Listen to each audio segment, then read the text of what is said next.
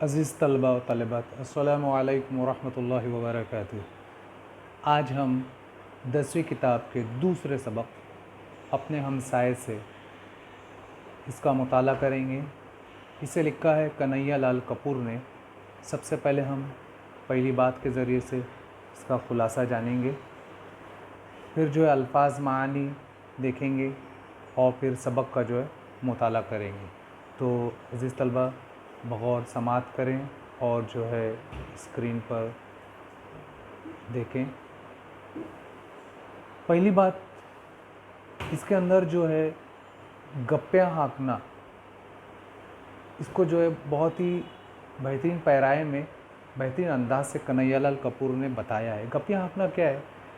एक शख्स दूसरे शख्स से अपनी बात बढ़ा चढ़ाकर बयान करता है। एक शख्स कुछ कहता है तो दूसरा कहता है मेरे पास इस तरह से जो है दो गब्बाज जो है बैठे हैं और बातें कर रहे हैं। लेकिन ये लोग जो है बाद में परेशान हो जाते हैं अपनी गब्बाजी से और जो ये अहद करते हैं कि हम जो इस तरह से नहीं करेंगे, क्योंकि वो मुश्किलात में आ जाते हैं। चलिए पहली बात देखते हैं हम लोग। एक मर्तबा दो गब्बाज बैठे हुए अपने ख़ानदान के बारे में बड़ी बड़ी बातें कर रहे थे। एक ने कहा मेरे दादा के पास इतना बड़ा अस्तबल था कि जिसमें बैक वक्त 10,000 घोड़े रखे जा सकते थे। दूसरे ने कहा मेरे नाना के पास इतना तवील बांस था, यानी कि लकड़ी, कि जब वो इसे लेकर घर की छत पर खड़े होते तो बांस बादलों तक पहुंच जाता। जब चाहते बादलों को हिलाकर बारिश बरसा लेते। पहले गप्पी ने पूछा, अच्छा तुम्हारे नाना इतना बड़ा बांस आखिर रखते कहाँ थे? दूसरे गब्बास ने कहा कहाँ रखते, तुम्हारे दादा ही के अस्तबल में रख दिया करते थे, क्योंकि जब तुम्हारे यहाँ 10,000 घोड़े तो जाहिर सी बात है बहुत बड़ा अस्तबल होगा। तो उसने भी जो है फेकम फाक मारा क्या कि वो बांस जो है बड़ा जो है तुम्हारे तबेले अस्तबल में रखते थे। बाज़ लोग अपनी झूठी शान दिखाने के लिए इस तरह शेखी बगाड़ते हैं। शेखी बगाड़ना यानी बढ़ा चढ़ाकर बातों को बयान करना।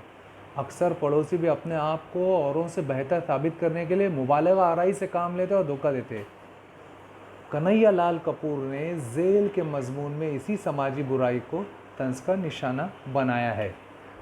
अब देखिए इसके अंदर जो और भी बातें पेश की गई हैं, वो ये कि दो पड़ोसी हैं, एक मामूली ताजिर और दूसरा मौल्लिम है।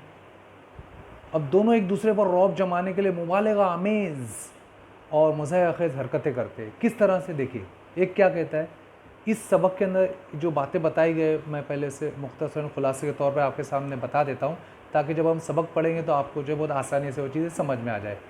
अब देखिए एक है मामूली ताजिर और दूसरा मौल्लिम है। इन दोनों के दरमियान गुफ्तगू होती है। एक ताजिर है, तिजारत करने वाला बिजनेसमैन, और दूसरा जो है एक उस्ताद है, मौल्लिम है। चलिए दोनों की गुफ्तगू देखिए। दोनों एक दूसरे पर रौब जमाने के लिए मुबालगा आमेज़ बातें और मज़ाक़ हरकतें करते हैं। एक कहता है कि इसका भाई दिल्ली में मजिस्ट्रेट है, हालांकि वो चपरासी है। दूसरा कहता है इसका भाई इलाहाबाद हाई कोर्ट में जज है, जबकि इसका कोई भाई ही नहीं है। जब वो कहता है कि मेरा भाई जो है मजिस्ट्रेट है, जज है, तो ये दूसरा क्या कहता है, अरे मेरा भाई जो है वहाँ पर इलाहाबाद हाई कोर्ट का जज है, जबकि उसका कोई भाई ही नहीं है। लेकिन वो अपने आप को इस तरह से बढ़ा चढ़ाकर बयान करता है। एक कहता है कि वो अपने बीवी बच्चों के साथ सेहत अफजा मकाम पर जा रहा है, तो दूसरा भी अपने जाने का प्रोग्राम बताता है। लेकिन दोनों कहीं नहीं जाते। दोनों पड़ोसियों के शेखी बगाड़ने का असर इनकी बीवियों और बच्चों पर पड़ा। अब देखिए इनका जो असर क्या होता है दोनों की बातों का, उनकी बीवियों और बच्चों पर पड़ता है। अब क्या होता है आगे ये बात कन्हैया लाल कपूर ने इसमें बताई है कि ताजिर ने किस्तों पर, ताजिर जो बिजनेसमैन है उसने किस्तों पर, इंस्टॉलमेंट पर, आज के दौर में जो लोग चीज़ें फ्रिज, LED, मोबाइल जो है किस्तों पर लेते हैं, इंस्टॉलमेंट पर लेते हैं ताकि उन्हें आसानी हो। तो एक ताजिर क्या करता है, किस्तों में फ्रिज खरीदता है। अब होता क्या है, जब उसकी बीवी जो है देखती है कि उसके दोस्त की बीवी को मालूम होता है कि इन्होंने फ्रिज ख़रीदा है, तो वो भी अपने शौहर से कहती है कि हमको भी फ्रिज ख़रीदना है, जबकि उसका शौहर क्या है, मौल्लिम है, टीचर है। जब ताजिर अपनी बीवी के लिए कोई कीमती तोहफ़ा लाता है तो मौल्लिम की बीवी भी बज़िद हो जाती है। यानी देखिए दो दोस्त हैं, दोनों की बीवियाँ हैं, वो एक के घर में देखते हैं कि उनके घर में ये चीज़ आई, तो दूसरे की बीवी बोलती है हमारे घर में भी ये चीज़ होना चाहिए। अब क्या होता है कि इससे ज़्यादा कीमती चीज़ लाई जाए ताकि इसकी बढ़तरी कायम रहे। बच्चे भी इसी तरह हाँकने लगते हैं। अब इसका असर जो है बीवियों का और बच्चों का शौहर का असर जो है बच्चों पर पड़ता है, वो भी जो है इसी तरह से जो है गप्पे हाँकते हैं, फेकम फाक करते हैं। इस सूरत हाल से तंग आकर मौल्लिम कहता है कि आओ हम समझौता कर लें और एक दूसरे पर रौब डालने की कोशिश ना करें। चलिए अभी जो हम लोग इस सबक के अल्फाज मानी को देखते हैं और फिर जो है सबक को देखते हैं, मानी व इशारात। सबसे पहले है रईस इब्न रईस। रईस यानी मालदार, इब्न यानी बेटा। रईस इब्न रईस, बहुत मालदार बाप, बाप का मालदार बेटा, मालदार बाप का मालदार बेटा यानी ख़ानदानी अमीर। रईस इब्न अमीर, इब्न रईस, मालदार ख़ानदान। मैजिस्ट्रेट, जज, मैजिस्ट्रेट यानी जज। यकलख्त, अचानक। सर हो जाना, ज़िद करना। दीवाला पीट जाना, बड़ा नुकसान होना। खुले बंदूक, सबके सामने जाहिर। एक ही नाव में सवार होना, देखिए ये जो है मुहावरा है, इसे याद रखिए। एक जैसे मसाले का शिकार होना। काफिया तंग करना, ये भी मुहावरा है। परेशान करना, सीने पर सांप लौटना, ये भी मुहावरा है। हसद के मारे बेचैन होना, नीचा दिखाना, ये भी मुहावरा है। बेइज्जत करना, रंग लाना, जाहिर होना, नतीजा सामने आना, ये भी जो है मुहावरा है। लाफजनी करना, डेंगे मारना, बड़ा चढ़ाकर बातों को बयान करना। तो ये अल्फाज मानी थे। चलिए अब हम लोग जो है सबक की तरफ बढ़ते हैं। सबक का पहला पैराग्राफ, पहली लाइन आप लोग गौर से देखें। जो नए अल्फाज आएंगे उसके इंशाल्लाह मानी बता दिए जाएंगे आपको। आओ मियाँ समझौता कर लें। अब जो है देखिए दोनों जो है गुफ्तगू करते, ताजिर और मौल्ले, दो दोस्त। आज तक हम एक दूसरे पर रौब जमाने के लिए ऐसी बातें और हरकतें करते रहे हैं जिन्हें फजूली नहीं मज़ाक़ खेज़ कहा जा सकता है। लेकिन सवाल ये है, आखिर हम कब तक एक दूसरे को महज मरऊब करने के लिए, यानी एक दूसरे को राग़िब करने के लिए अपनी हैसियत से ज़्यादा खर्च करते रहेंगे, या झूठ बोलकर अपनी आक़िबत ख़राब करेंगे। आक़िबत यानी आखिरत। क्यों ना हम इस हकीकत को तस्लीम कर लें कि हम दोनों में से कोई भी रईस इब्ने रईस, यानी कि मालदार बाप का बेटा नहीं, मालदार नहीं, ख़ानदानी रईस नहीं, ख़ानदानी मालदार नहीं, रईस इब्ने रईस, रईस यानी मालदार, इब्न यानी बेटा, बल्कि तुम एक मामूली ताजिर हो, एक मामूली बिजनेसमैन हो, तिजारत करते हो, और मैं एक मामूली मुअल्लिम हूँ, एक छोटा टीचर हूँ। ये दोनों जो है इस बात पर जो है राज़ी हो जाते हैं कि अब जो हम इस तरह से अब जो है नहीं करेंगे। और दोनों पिछले 5 बरस से एक दूसरे को धोखा देने की बेकार कोशिश कर रहे थे। देखिए 5 बरस का अरसा गुजर जाता है, 5 बरस। चुनांचे अगर तुम कहते हो कि तुम्हारा भाई, अब देखिए क्या क्या गुफ्तगू हुई थी उनकी। तुम्हारा भाई दिल्ली में मैजिस्ट्रेट है तो मैं तुम्हें मुतला करता हूँ। मुतला करना यानी इत्तला करता हूँ, इत्तला देना, नोटिस। मेरा भाई इलाहाबाद हाई कोर्ट का जज है, हालांकि हकीकत यह कि तुम्हारा भाई किसी मैजिस्ट्रेट का चपरासी है और मेरा कोई भाई ही नहीं, क्योंकि मैं अपने वालिदैन का इकलौता बेटा हूँ। 2 साल हुए तुमने कहा था। अब देखिए अगली बात, ये जो मैंने आपको खुलासे के तौर पर पहले बता दिया, अब वही जो है इख्तिसार के साथ में। 2 साल हुए तुमने कहा था मैं बीवी और बच्चों के साथ किसी सेहत अफ़ज़ा मकाम ग़ालिबन नैनीताल जा रहा हूँ, और मैंने तुम्हें बताया था कि मैं भी माँ अहल व आयाल ओटाकमंड जा रहा हूँ। देखिए लफ्ज़ को गौर से देखिए ज़रा, इस लफ्ज़ को।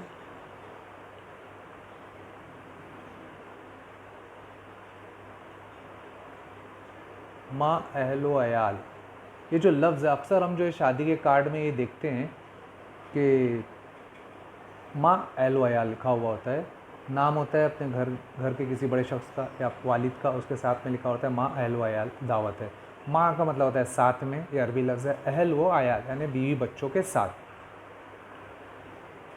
ओटाकमंड जा रहा हूँ, लेकिन तुम नैनीताल गए और ना मैं ओटाकमंड। वो कहता है कि मैं नैनीताल जा रहा हूँ, दूसरा बोलता है मैं ओटाकमंड जा रहा हूँ अपने बीवी बच्चों के साथ। लेकिन ना तुम गए ना मैं गए, तुमने वहाँ ना जाने का बहाना। अब दोनों जब मिले कि तुम वहाँ गए थे तुम, तो क्या बहाना ढूंढता है, एक क्या बताता है। देखिए ये बहाना ढूंढा कि यकलख्त तुम्हारी बीवी की तबीयत ख़राब हो गई और डॉक्टर ने उसे घर पर मुकम्मल आराम करने के लिए कहा है। मैंने ओटाकमंड ना जाने की ये वजह बताई कि मेरे साले की शादी है और मुझे उसका इंतज़ाम करना है।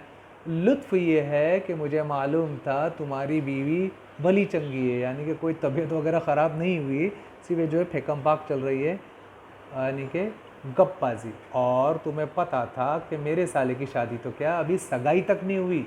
पिछले दिनों जब तुमने मुझ पर रौब जमाने के लिए किस्तों पर, यानी इंस्टॉलमेंट पर एक फ्रिज ख़रीदा, तो मेरी बीवी मेरे सर हो गई, ज़िद करने लगी, ज़िद करने लगी कि हमारे घर में फ्रिज ज़रूर होना चाहिए। चुनांचे ना चाहते हुए भी मुझे फ्रिज खरीदना पड़ा। अब सुना है कि तुम किस्तों पर टेलीविज़न ख़रीदना चाहते हो। खुदा के लिए ऐसा ना करना मेरे भाई, मेरे दोस्त। वरना मैं तबाह हो जाऊँगा। मेरी बीवी भी मुझसे कहेंगी कि टेलीविज़न का सेट खरीदो, एलईडी टीवी पे पूरा साउंड सिस्टम, वरना मैं तबाह हो जाऊँगा। फ्रिज की किस्त भी यानी कि इंस्टॉलमेंट भी बड़ी मुश्किल से अदा करता हूँ, अगर टेलीविज़न की किस्त भी अदा करनी पड़े तो मेरा तो दिवालिया पिट जाएगा, दिवाला ही पिट जाएगा, यानी मैं बर्बाद हो जाऊँगा। मैं जानता हूँ कमोबेश तुम्हारा भी यही हाल है। यानी बकौल शायर, देखिए शेर भी बड़ा बेहतरीन है, मुस्कुराहट आ जाना चाहिए शेर के ज़रिए से। तुम मुस्कुरा रहे हो मगर जानता हूँ मैं, देखिए एक दोस्त अपने दूसरे दोस्त से क्या कह रहा है कि जो तुम्हारी हालत है वो मैं जानता हूँ और मेरी तो हालत उससे बेहतर है। देखिए शेर के ज़रिए से, तुम मुस्कुरा रहे हो मगर जानता हूँ मैं, बेहतर तुम्हारा हाल नहीं मेरे हाल से। तुम मुस्कुराते हुए दिख रहे हो लेकिन मैं जानता हूँ तुम्हारा हाल मेरे हाल से भी अच्छा नहीं है। ये दूसरी बात है कि तुम खुले बंदूक कभी इस बात का एतराफ़ नहीं करोगे, तुम बताओगे नहीं, एतराफ़ नहीं करोगे। हम दोनों एक ही नाव में सवार हैं। देखिए ये भी एक मुहावरा है, एक ही नाव में सवार होना, यानी दोनों की हालत जो है, कंडीशन जो है एक जैसी है। कभी कभी तुम मेरा काफ़िया तंग करने की खातिर अपनी बीवी के लिए कीमती साड़ी या जेवर ले आते हो, उसे पहनकर जब तुम्हारी बीवी शेखी भगाती है, बड़ी बड़ी बातें करती है, 550 में आई है, ये जेवर 2000 रुपये का है, तो मेरी बीवी के सीने पर सांप लौटने लगते हैं, यानी उसकी बीवी के सीने पर सांप लौटने लगते हैं। और वो भी कहती है कि उसी दिन से फरमाइश करने लगती है कि उन्होंने जो है 500 की साड़ी लाए और 2000 का जेवर लाए, तो अपने को उससे ज़्यादा कीमती लाना है, नहीं तो मुझे खाना हजम नहीं होगा और ना ही नींद आएगी। चलिए अगला पैराग्राफ देखते हैं हम लोग।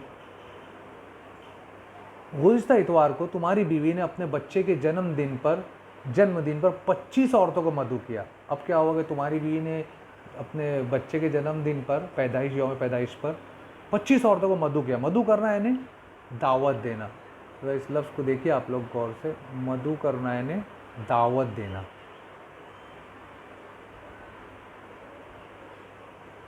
अब मेरी बीवी का तकाजा है कि वो भी कहती है 2 हफ्तों के बाद जब मैं अपने बच्चे का जन्मदिन मनाऊंगी तो कम से कम 50 औरतों को दावत देंगे। उसने 25 को दी तो हमको 50 को देना है, वरना हम हमसाई की नज़र से गिर जाएंगे, है ना। अगला पैराग्राफ, हर बात में एक दूसरे को नीचा दिखाने की तमन्ना, ये रंग लाई। अब देखिए रंग लाई, ये भी एक मुहावरा है। हम अब बीमारियों के मामले में भी हम एक दूसरे से बाजी ले जाने की कोशिश करने लगे हैं। चुनांचे, अब देखिए बीमार होते हैं दोनों के बच्चे, देखिए किस तरह की बात होती है। मेरी बीवी कहती है कल रात मुन्ने को 104 डिग्री बुखार था, बेचारा सारी रात हाय हाय करता रहा। तो तुम्हारी बीवी फ़ौरन मुंह बनाकर जवाब देती है 104 डिग्री बुखार भी कोई बुखार होता है? 3 दिन हुए हमारी बड़ी मुन्नी बीमार पड़ गई, थर्मामीटर लगाया तो मालूम हुआ 106 डिग्री बुखार है। वो 6 घंटे बेहोश पड़ी रही, लेकिन मैं ज़रा भी नहीं घबराई, डॉक्टर तक को फ़ोन नहीं किया, सोचा बुखार ही तो है, खुद ब खुद उतर जाएगा। देखिए किस तरह से गप हाँक रहे हैं। अगली बात, एक दिन तुम्हारी बीवी और मेरी बीवी इस मौजू यानी उन्वान पर बहस कर रही थी कि सोते वक्त तुम ज़्यादा ज़ोर से खराटे लेते हो। खराटे नींद, बहुत सारे लोग आदत होती है नींद में खराटे लेते हैं, इस तरह से खराटे लेते हैं। तो तुम्हारी बीवी कह रही थी जब वो खराटे लेते हैं तो उनके खर्राटों की आवाज़ 1 फरलांग तक सुनी जा सकती है। अब मेरी बीवी उसे बता रही थी, अरे मेरे शौहर, हमारे साहब जब खराटे लेते हैं तो उनके खर्राटों की आवाज़ सिविल अस्पताल में सुनाई देती है।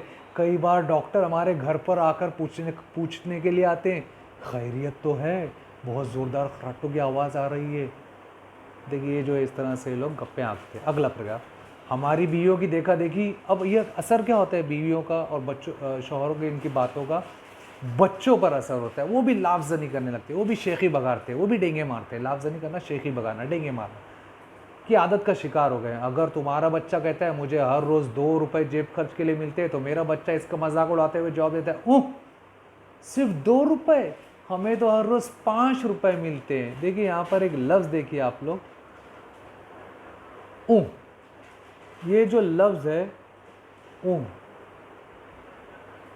इसको अक्सर जो है लोग जो है उन्हा और पता नहीं क्या क्या पढ़ते हैं। देखिए को जो इस तरह से लिखते हैं, इसको गौर से देख लीजिए आप। इस लफ्ज़ को अलीफ और नून है और है छोटा है, जो है ये लफ्ज़ क्या है, से याद रखिए।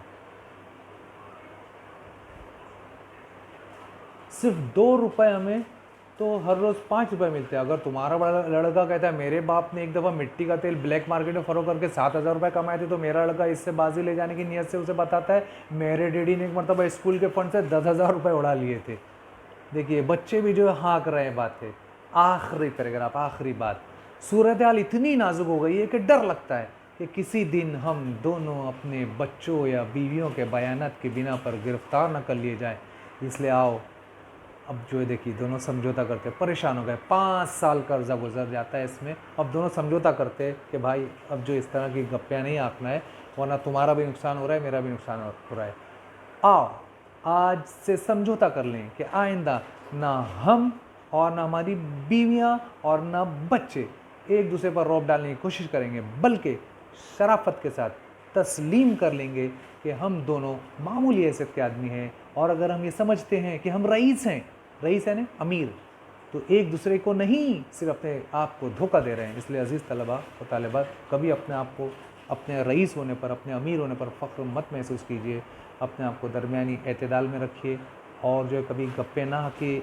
हर सबक के ज़रिए से हमको एक जो है एक इबरत, एक नसीहत मिलती है कि गप्पे नहीं हाँकना चाहिए, जो कि झूठ में शुमार होता है। अल्लाह ताला जो है हमको इससे महफूज रखे। सबक जो है यहाँ ख़त्म होता है। तो आखिर में हम जो है इसके बाद जो है फिर सबक की जो है मश्क है और पैसेज आता है इम्तिहान में। जो है इसमें से एक पैसेज आता है 7 मार्क्स का।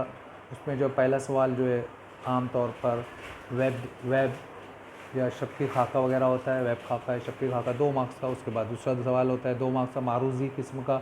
उसका सवाल का जवाब जो पैसेज में से, इक़्तिबास में से आपको लिखना होता है। और तीसरा सवाल जो ज़ाती राय पर मुश्तमिल होता है। तो हमको इसका खुलासा याद रहेगा तो हम जो इसके जवाब इंशाल्लाह अच्छे से तहरीर कर सकते हैं, लिख सकते हैं। तो अज़ीज़ तलबा, मैंने पहले आपको खुलासा भी बताया, पूरा सबक पढ़कर बता दिया, उसे समझा दिया और जो अल्फाज़ मानी भी बताया। उम्मीद करता हूँ कि आपको बहुत अच्छा वीडियो लगेगा और जो आप इसे सब्सक्राइब कीजिए और इसे बच्चों में हर ग्रुप में शेयर कीजिए, ताकि ज़्यादा से ज़्यादा 10वीं के तलबा, 10वीं की जमात के तलबा जो है महाराष्ट्र में जो है इससे जो है मुस्तफ़ीद हो सकें। आप लोग जो है इसको सब्सक्राइब करना ना भूलें, ज़रूर इसको सब्सक्राइब, फ्री में सब्सक्राइब है। आप जो है इसकी लिंक पर क्लिक करके आपको यह हासिल हो जाएगा। अस्सलामु अलैकुम व रहमतुल्लाहि